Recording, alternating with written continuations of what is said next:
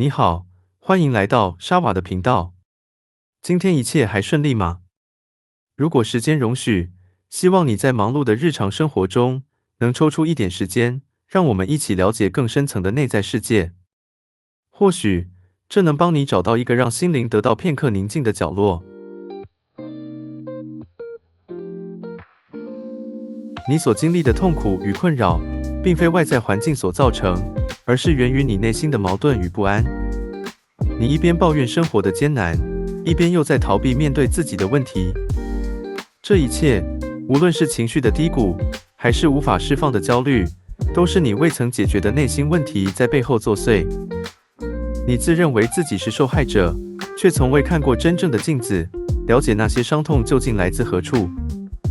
你要问自己，为何你无法突破心理的瓶颈？答案很简单，因为你对自我成长的拒绝，让你无法从根本上改变自己的处境。心理健康与自我成长有着不可分割的联系，只有当你愿意突破自己，才能迎来真正的心灵平静。逃避不会让你走得更远。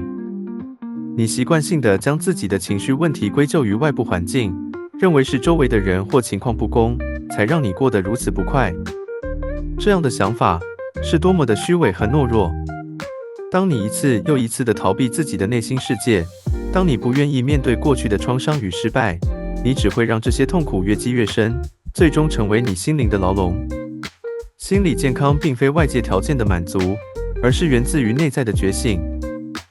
你不可能期望生活会因此而改变，却不愿意为了自己的内心成长做出努力。每一次逃避，都是对自己心理健康的背叛。当你逃避自我成长，这一切的痛苦不会消失，反而会以更加强烈的形式反弹回来，摧毁你脆弱的心灵。过去的错误，现在的重担，你的一切困境，其实早在过去就已埋下了伏笔。你无法逃避过去，也不能否认那些错误的选择所带来的后果。每一次不承认的错误，每一次无视的痛苦，最终都会成为你如今的负担。你的心理健康，正是因为这些未曾处理的过去情感而变得脆弱。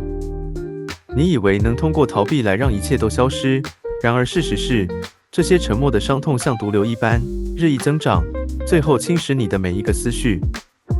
你无法简单地消除这些过去的阴影，直到你愿意承担它们，直到你真正从中汲取经验和智慧。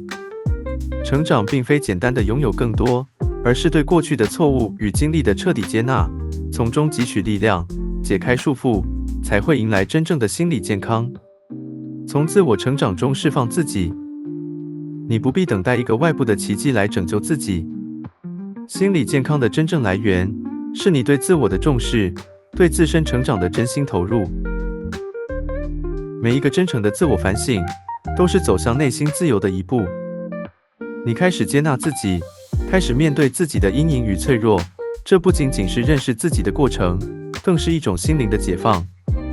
当你停止自欺欺人，当你不再将所有问题推给他人或外界，这些深埋心底的创伤便会开始治愈。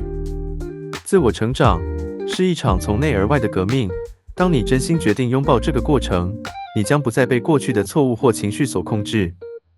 它不需要华丽的技巧或绚烂的答案，只需要你每天一点一滴的实践。只有当你不再逃避，当你开始真正改变自己，心理健康才会成为你生活的一部分。感谢你花时间听到这里，希望今天的分享能为你带来一点安慰与力量。祝福明天的你比今天更勇敢，更有智慧，持续拥抱更多可能，成为更好的自己。